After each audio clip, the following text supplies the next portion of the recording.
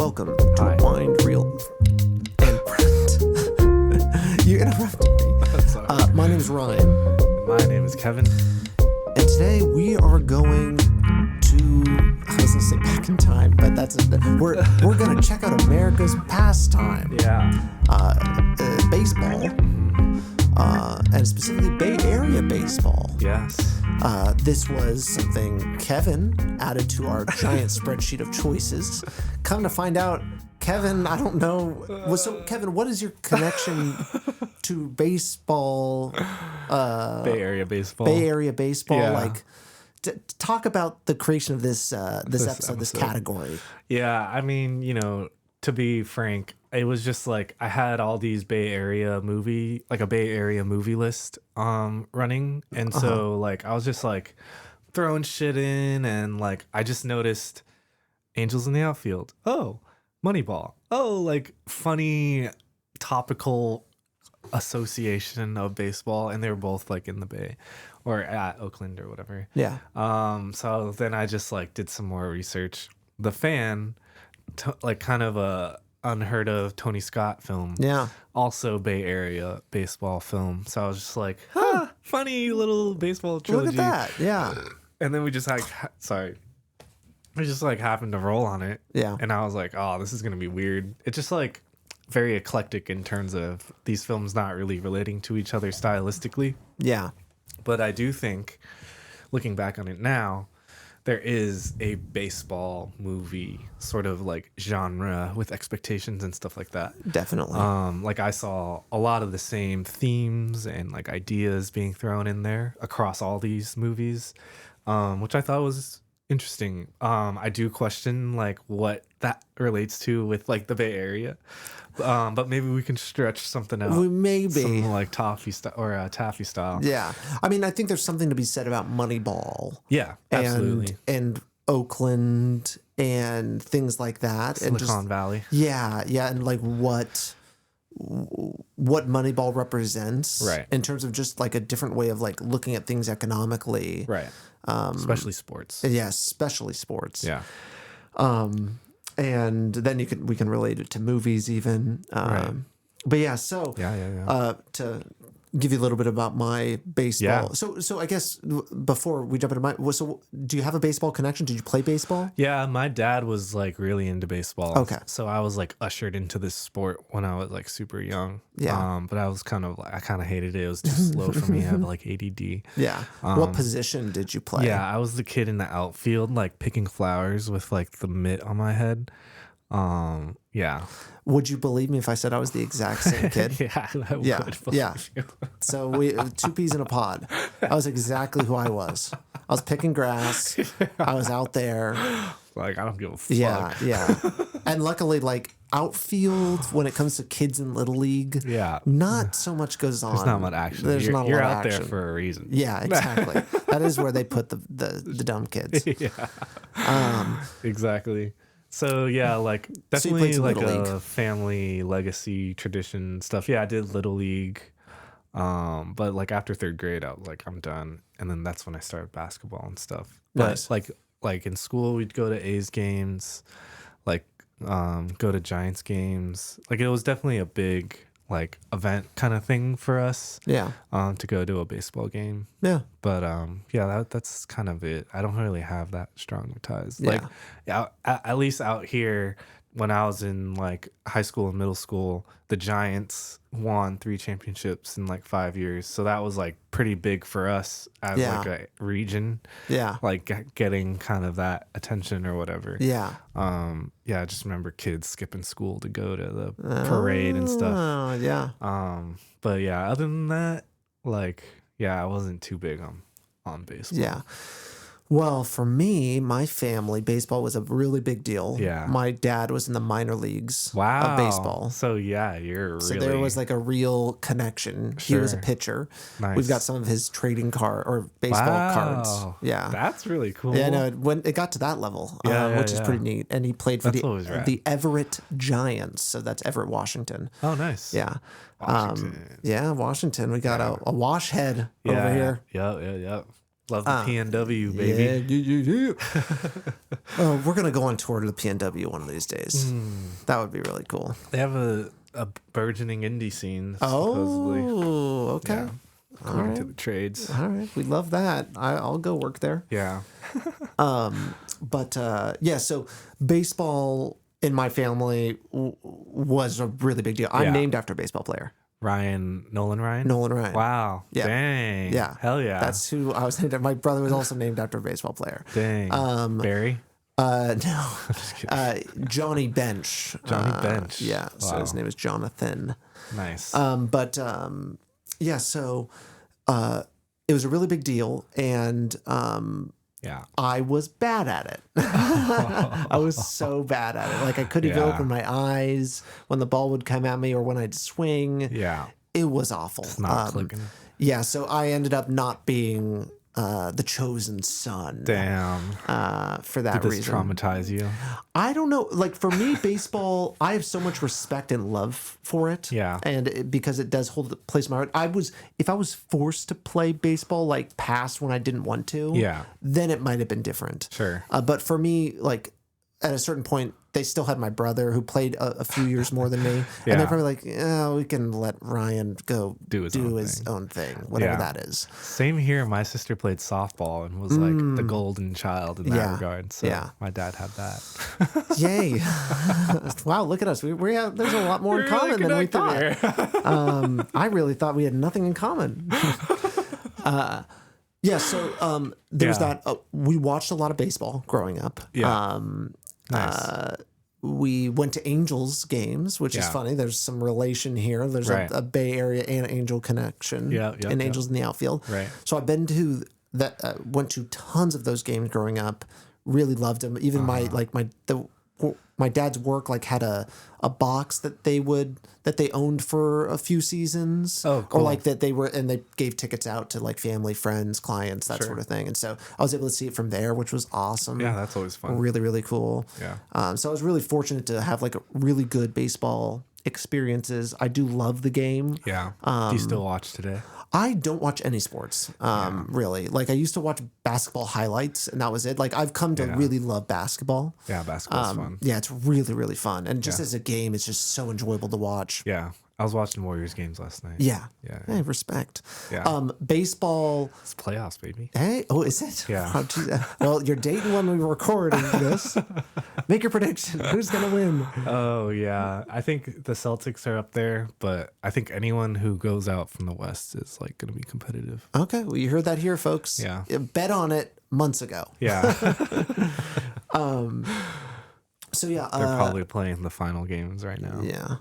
I did recently go. My sister graduated college in Boston, and I went to a Boston Red Sox game. That's awesome. So I got to go to Fenway Park, which Yeah. was so cool. Yeah. And just to be in that, I don't know. I just got so much respect for it, and Yeah. it's so cool to be in a space like that. Because I think Moneyball kind of touches on like the historical legacy of this sport. Like Yeah. this is like mythology Yeah. in America. Like Yeah. the Red Sox, the Yankees, like these are big brands that like predate like a lot of our modern society or whatever. 'Cause Yeah. baseball comes from like I think the 1800s or early Yeah, 1900s it's like or something. yeah. It's been around a long time. Yeah, so it's pretty big. It's big for America in general. Yeah, But, exactly. So it's the one thing I can get behind with the Yeah. American pastime Yeah. stuff. It's Sure. like, okay, I can really get down with baseball. I know a lot of people think it's slow and all of these things. They want to Yeah. make it faster and all this. I'm just like, The fucking timing clock yeah, thing. yeah, exactly. It's just like, bro, let's just chill. Yeah. Like, Drink a beer. yeah, why are we doing Smoke a this? cigar. And when you go to like a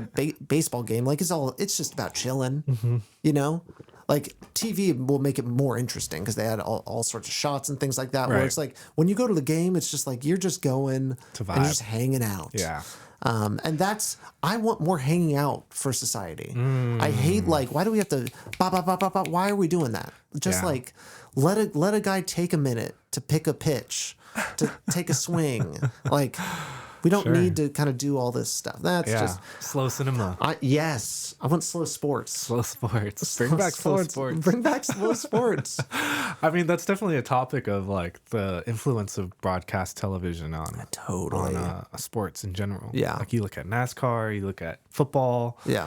Like it's you could make an argument. It's like ruining the culture. Yeah. You know, it takes away from the craft. Yeah. The things that are truly valued by the competitors in the sport. Yeah. And it makes it, even though things are not completely natural, it just makes it unnatural. Yeah. Like it's like, okay, all of a sudden this feels really manufactured. Yeah.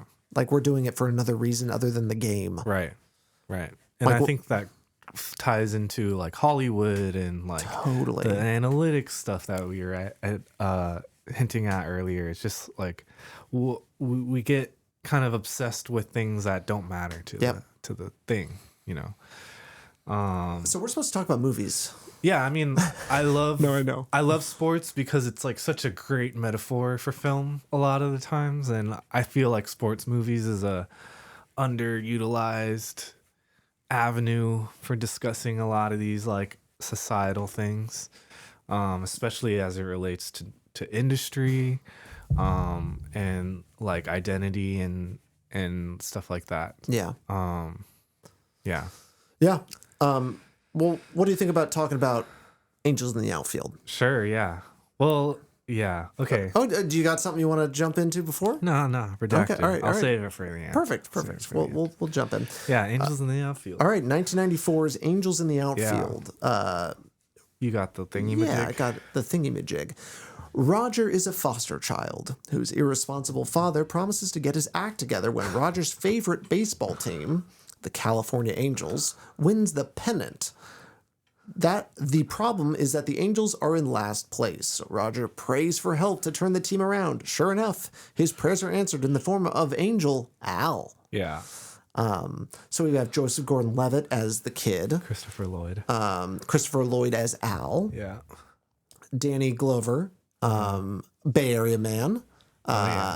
He is the coach of the Angels, and you get kind of a star-studded cast. Yeah. which is Adrian funny. Adrian Brody, Matthew McConaughey. Yeah. I forget what the one guy's name who was the weird spitting weirdo. Oh, yeah. With the big eyes. Yeah. Oh, Neil McDonough. Yeah. He's been around a long time too. And JGL's dad, JGL. Joseph Gordon-Levitt. Oh, sorry. his dad's in it. Or his dad is played by some guy who's big and famous. I forget his name. Oh, really? Oh, I didn't know that. Right? Wait, was Joseph Gordon-Levitt's dad in baseball? No, Baseball? his character dad. Oh. I forget his name though. Yeah, he is. I know he was in Righteous Gemstones season 1, but I know you're going to have no relation to that. No. Dermot Mulroney. Yeah. He was in Zodiac, Burn After Reading, and a number of other pictures. The wedding guest. Or something. August Osage County. My Best Friends. My best The friend's Family wedding. Stone. Yeah. The Wedding Date. Yep, The Wedding Date. That's Hey. The Wedding Date, Family Stone, and Best Friend's Wedding. Those are like films that were in my mom's like rom-com rotation. Oh, fun. Okay, so Yeah. you've seen this guy before. Yeah. Yeah, he plays kind of a sleazebag father, Yeah. biker guy. It's just like so absurd that the whole basis of the movie is like riding on this little boy's dream.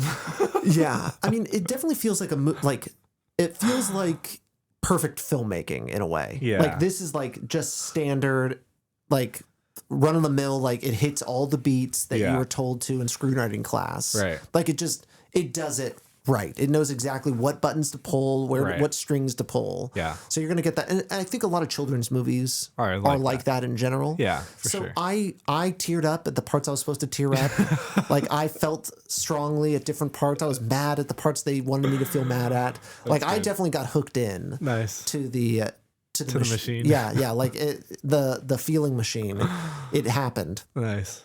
That's good. It worked. Yeah, and so this movie obviously is about the Anaheim Angels or the California Angels. Yeah. I think it said Anaheim Angels on the somewhere on the stadium. Thing. Yeah, probably. But the California Angels, but it was shot in Oakland. Yeah, at the Coliseum. Yeah. And as someone who has been to many Angels games, it was... You could tell, It was, yes, I could tell it was triggering.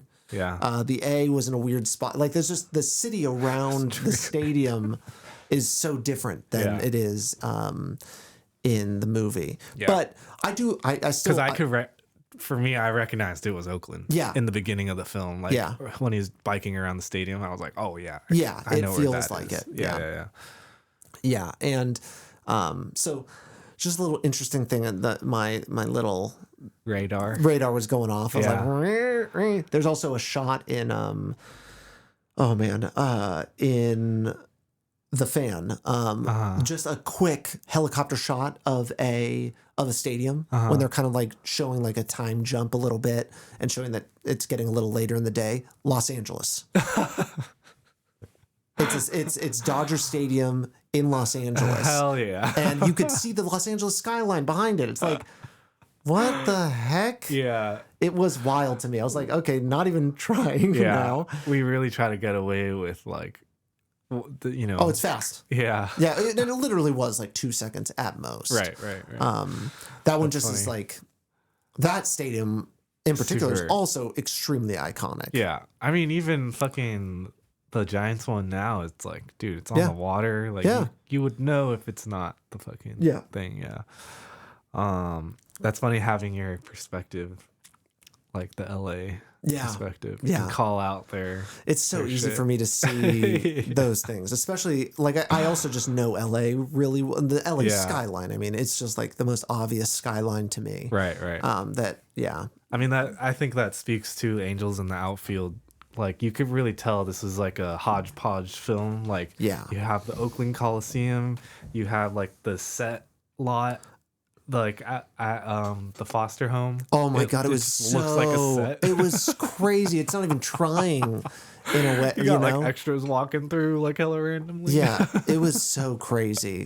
I didn't actually really catch that until like later in the movie, and I was just like, oh. It's so unnatural. Yeah. Something is so strange. It's like something's off here.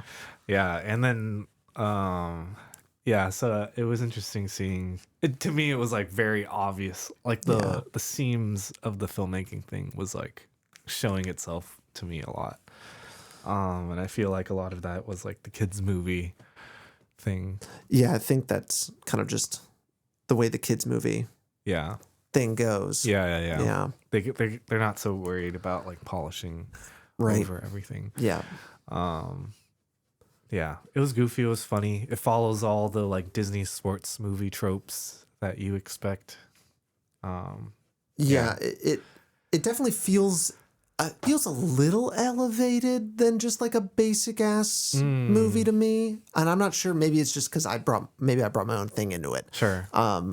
But it did feel like it was trying to do. Obviously, the CGI was left something to be desired a little bit. Sure. But it was like, they're doing some interesting things. I thought the angel wing thing was a little silly when they're all kind of like in the stadium. It was hard to take that seriously, but there was just something that was. I mean, I got a little gut punch when he was kind of talking at the end about like, oh, he's going to be an angel soon. Oh, damn. Like, there was just something about like, ooh, like, it just felt like a little stronger than a kid's sports movie is. Sure. I don't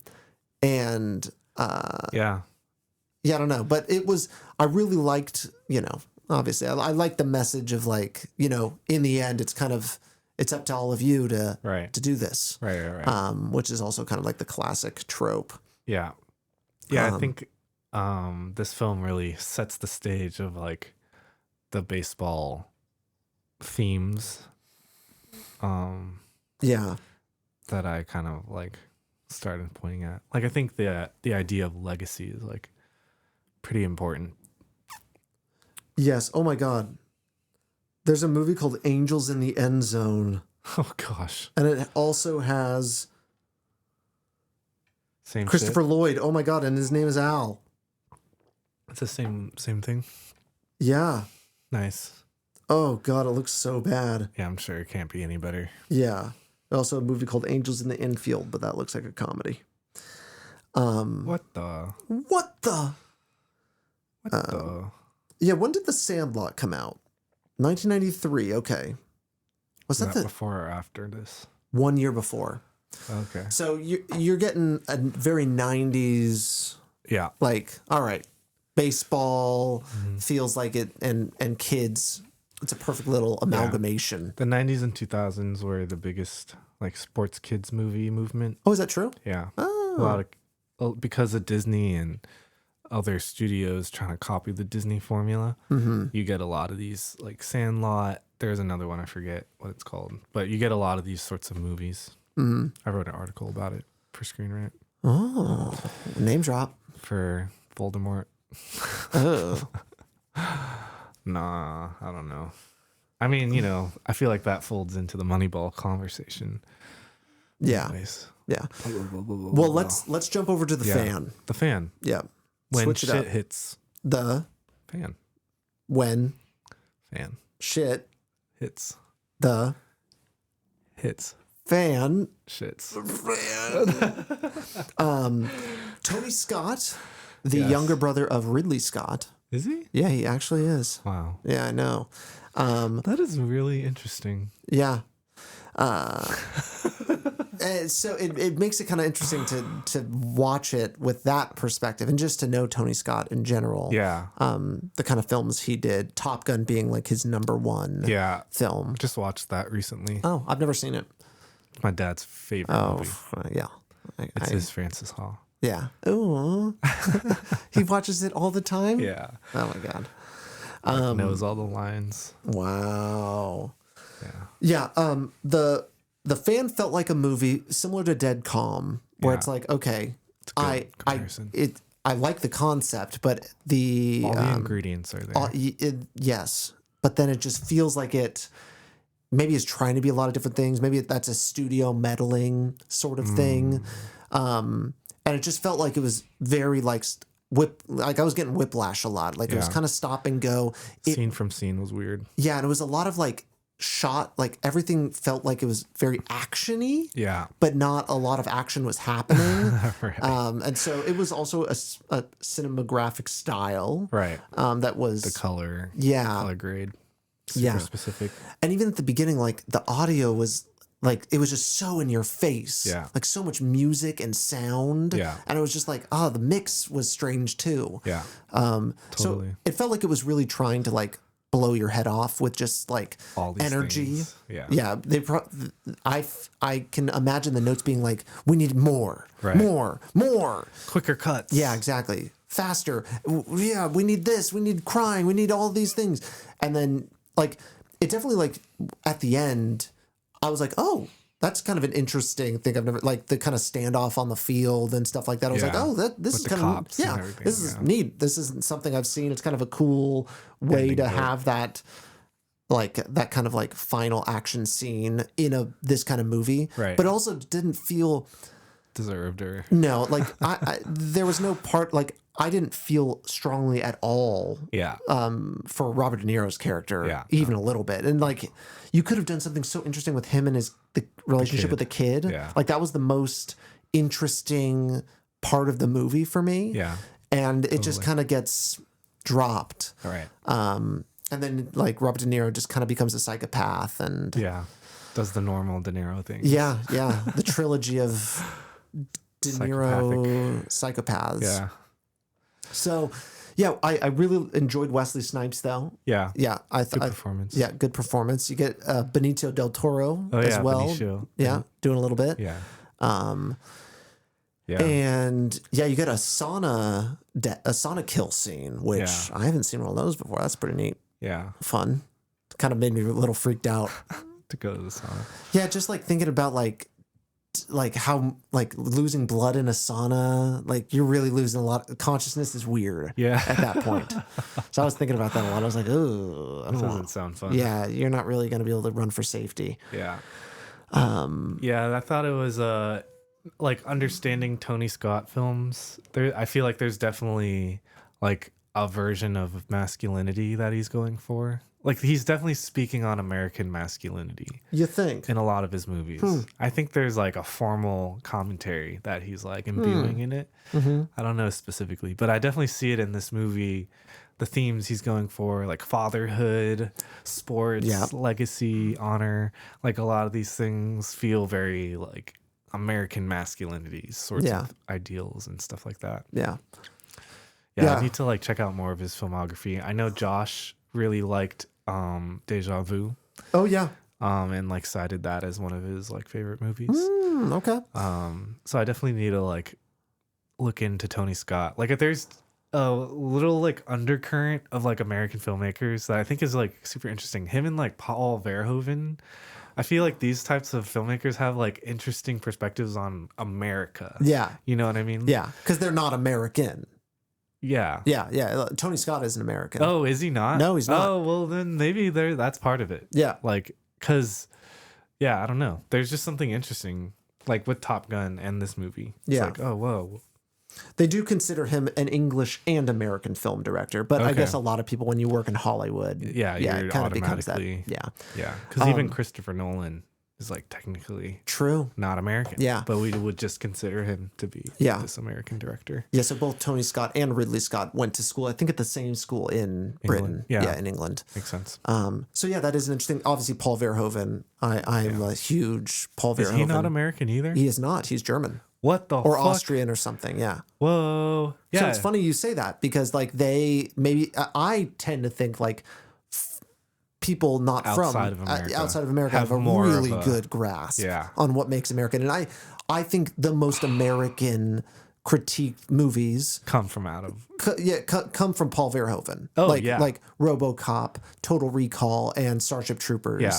are such great. And people that watch it, it's always such a good tell if they get it or not. Like if like who they are. Right. Because these movies are liked by so many people, but a lot of times for the wrong reasons. And they're so clearly like trying to say something, and some people just don't get it. Like Starship Right. Troopers, it's so clear. Yeah. Because it's satire and then people take it seriously. or whatever. Exactly. That's why like people argue like satire actually doesn't like Exist. Yeah, well, it doesn't do anything. Like, Yeah. they used to think like, oh, Stephen Colbert's character, for example. Like, I listened to a podcast on this. Like, that was like Ultimate satire. like it was satire, but like, did it do anything to help politics or anything like Yeah. that? Like, both sides liked it for different reasons. Sure. And so it's just one of those things where politics or satire is like a means of like a political thing is kind of silly. Yeah. And Sure. so I think even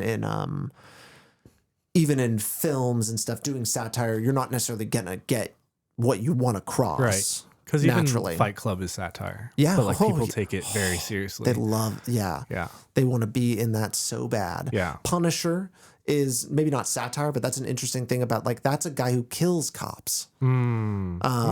And these guys just they see like cops see it as a vigilante, and that's why they love putting those stickers on their cars and things like that. Sure. And like he was not like the actual Punisher in the stories is not. I think he was an ex-cop. But Like yeah, not what people think. no, he is. no. Yeah. It's Yeah. interesting. Yeah. These like takes on Yeah. America is like, yeah. Yeah, there's something there. Yeah, and the fan, obviously a lot to talk about in terms of like culture and celebrity culture, but I don't think it really Goes there. It doesn't go there. It didn't really make a lot of sense. He I mean, didn't. this is made in the 90s. Not that there wasn't celebrities, but I feel like there's just so much you can add on to it now. you know? Oh yeah. But like you had some like Perfect Blue or Right. King of Comedy. I think. Right. Actually, I don't know if Perfect Blue had come out yet. Yeah, I think it did. Yeah, you think so? At least in the 90s. Yeah, some of the best movies to ever show like real obsessive Celebrity. fans and Parasocial. yeah, like just like so crazy. Yeah. Yeah, this didn't do it. It didn't. It didn't really know what movie it wanted to be. Right. Like I didn't know what Robert De Niro was really going for, like what he cared about really. I think eventually they just turned into like he's crazy. Yeah. He just does crazy Surprise! things. Woohoo! Kidnapped his son. Yeah, wow. And now he's just gonna play baseball with Yeah. his old catcher friend from Little League. Yeah. So weird. Yeah. So, but one of those movies, lots of potential to be maybe rapified. Yeah. There's just like dead calm. Like I see it. Yeah. Like I can see it. I can see it more in dead calm. But this one, it's like, okay, there's something there. Something there. Yeah. But it kind of feels like some other movies just do it a little more succinctly and better. Yeah. Well, that's what I kind of mean. Like sports movies, there's so much potential because it just feels like people don't have a grasp on it in the film space. Yeah. Like what this thing can do and what it means. Yeah. You know what I mean? Yeah, because there's something about and when I talk to my dad about sports, it's really interesting because he talks about he was a pitcher, and the pressure on that field is insane. It's a lot. It's a lot. And he even to this day, like he tries to find things that replicate that. Right. He's like a hunter. Yeah. He likes to go does bow hunting, and that for him is that same sort of thing. It's like everything's on the line in this one moment. Right. I have to be able to get it. Yeah. And he'd love filmmaking. yeah, maybe, yeah. I don't know actually. There's also like a quiet meditation to it as well that he really wants. And all of these movies play up that really interesting part of baseball movies. And I think you can say, pressure. Yeah. It's like the free throw in basketball. It's like everything, all eyes. And it's the pitcher has that every time they throw, and a hitter has it every time they hit.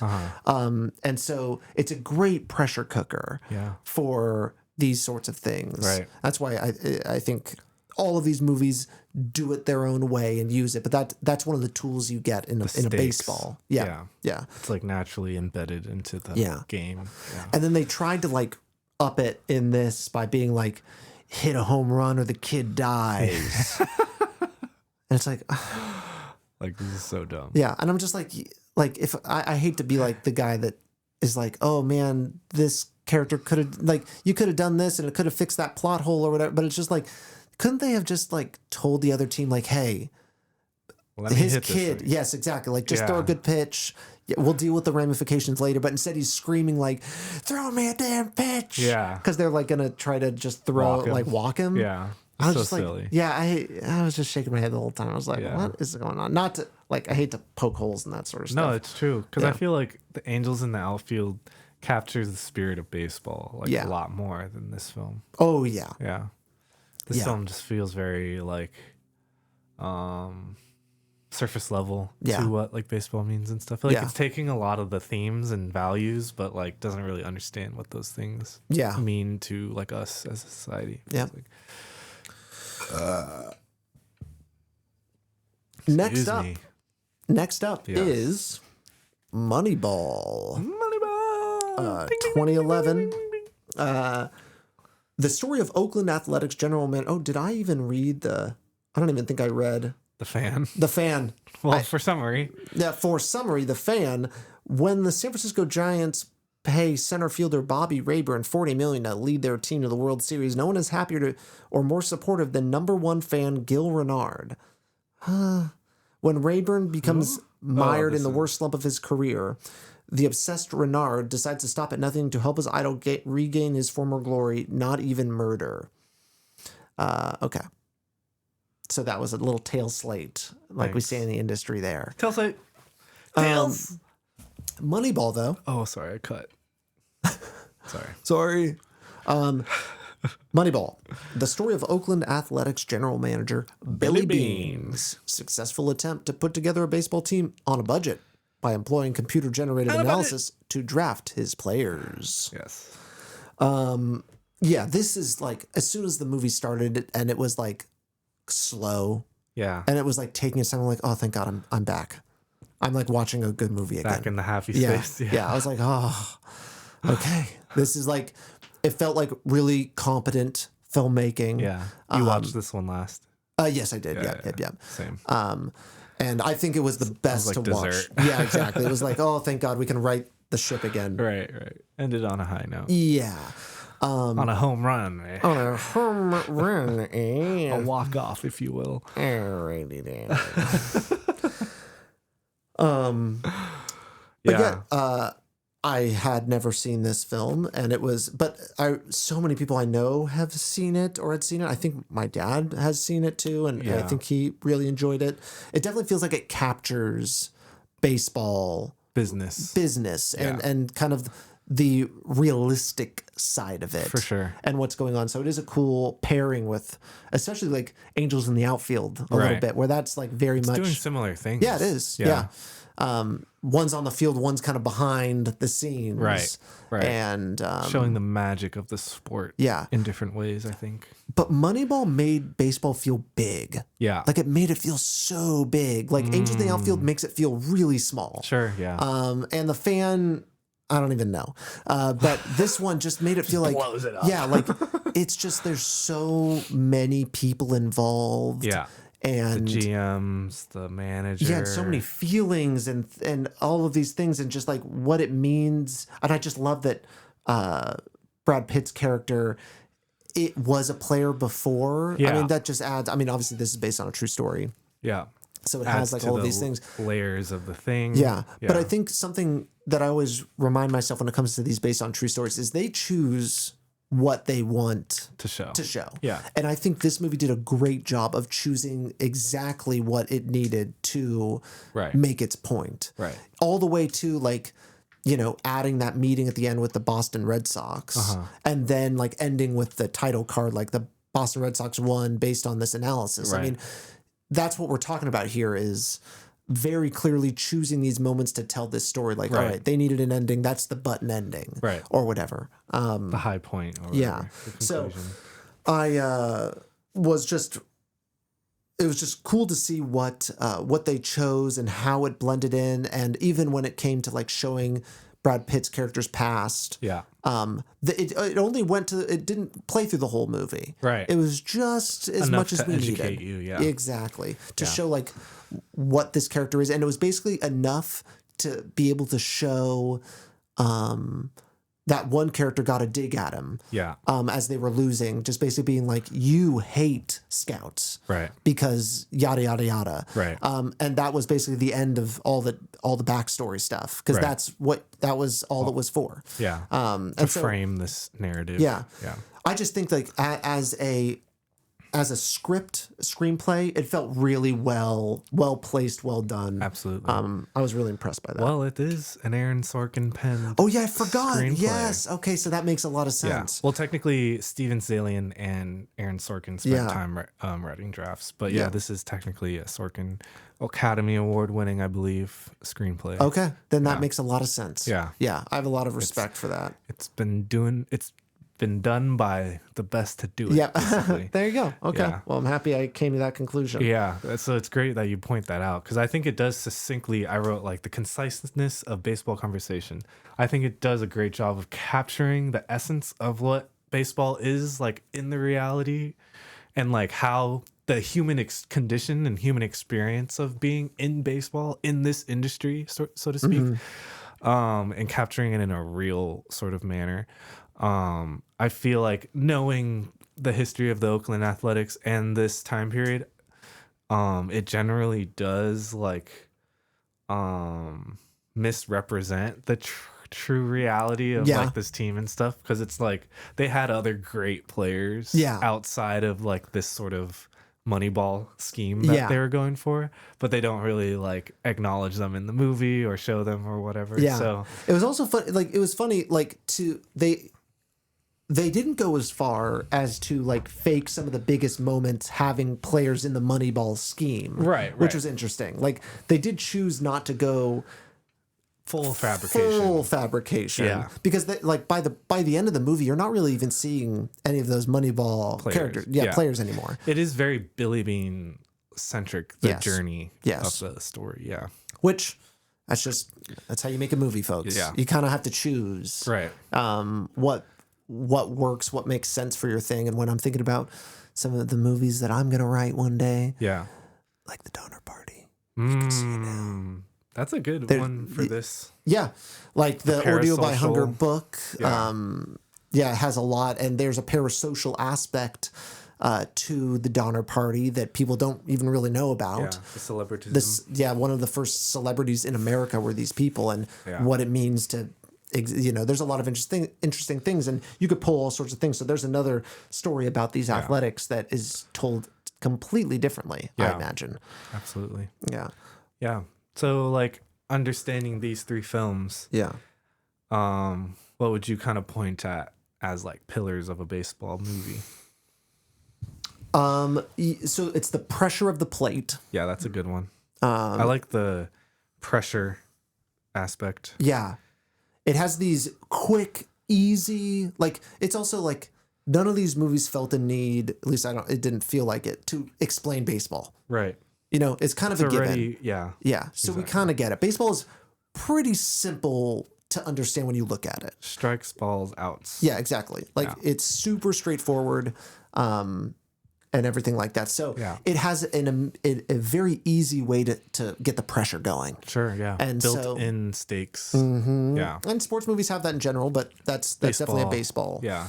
A baseball thing. I think it's very straightforward in baseball, I would say. Yeah. The coach is always a really interesting, like you could have that be a very interesting character arc. Yeah. Obviously the star player, the expensive player, like who are the big names that you've got thrown around. Like, I think, not honor, but I guess status. Yeah. Honor and legacy, I think, is big. Honor, legacy, and then... I call them the glory days. Like, the guy who's, like, past his prime. I think all of them have, like, a glory days thing to them. Like, the fan... I think Wesley Snipes' character is, like, past his prime. Yeah.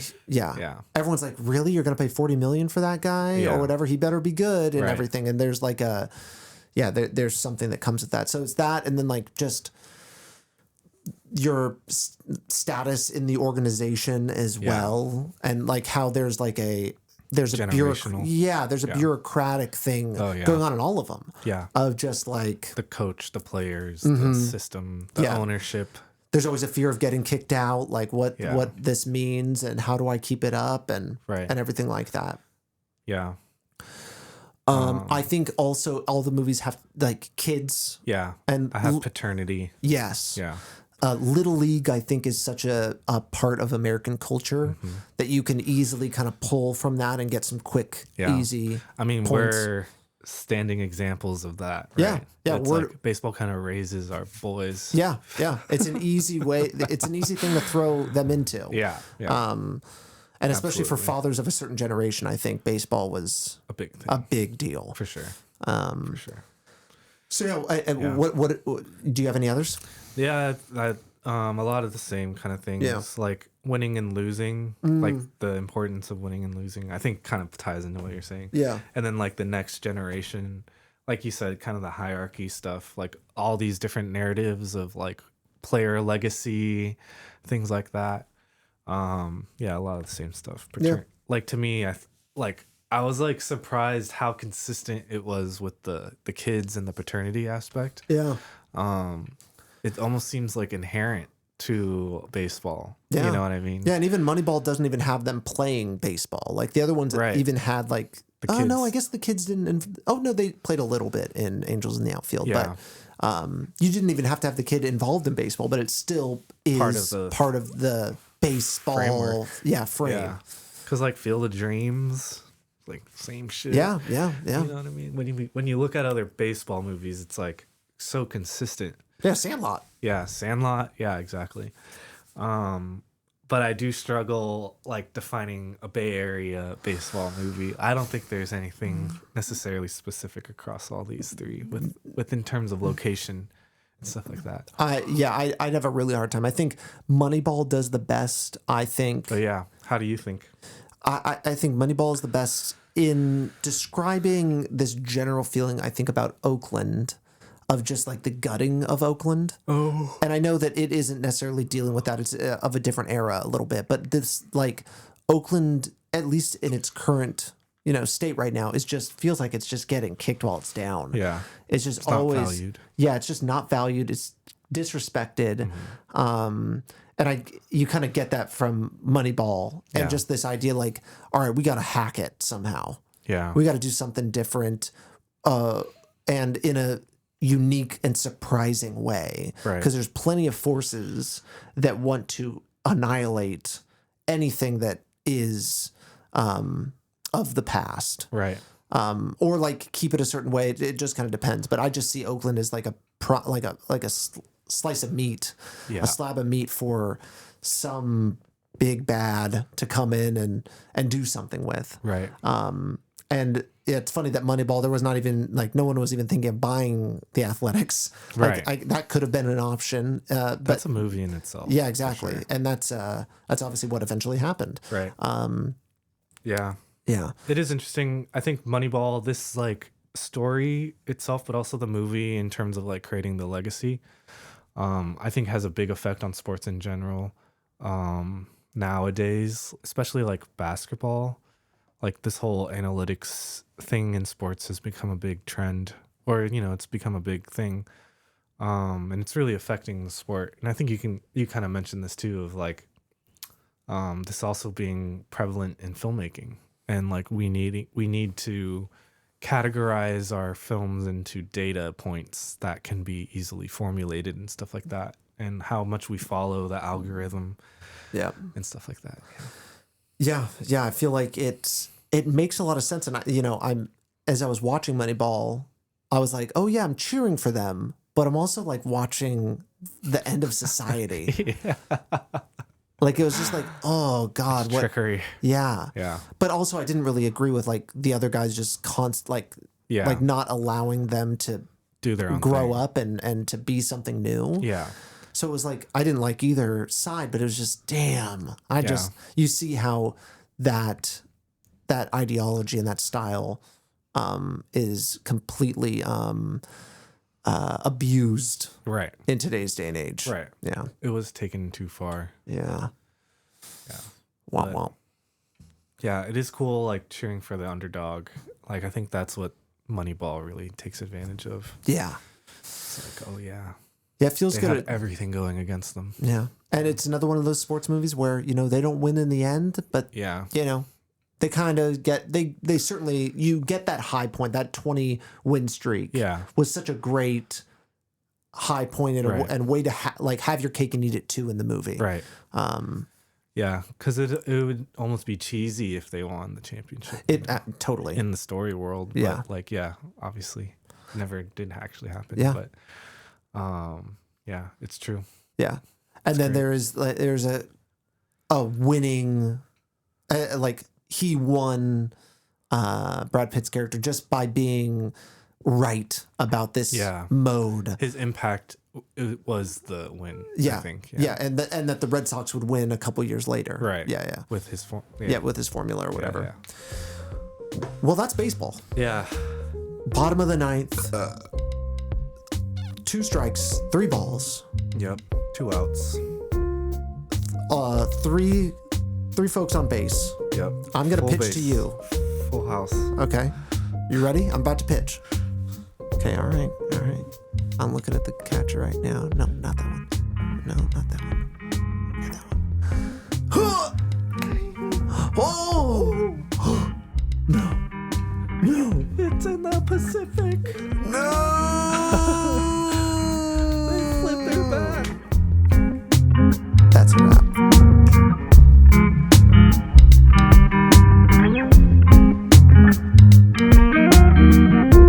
Wind, Reel, and Print is a podcast by Salad Brain Productions. You can find us online on Instagram at Wind, Reel, and Print Pod.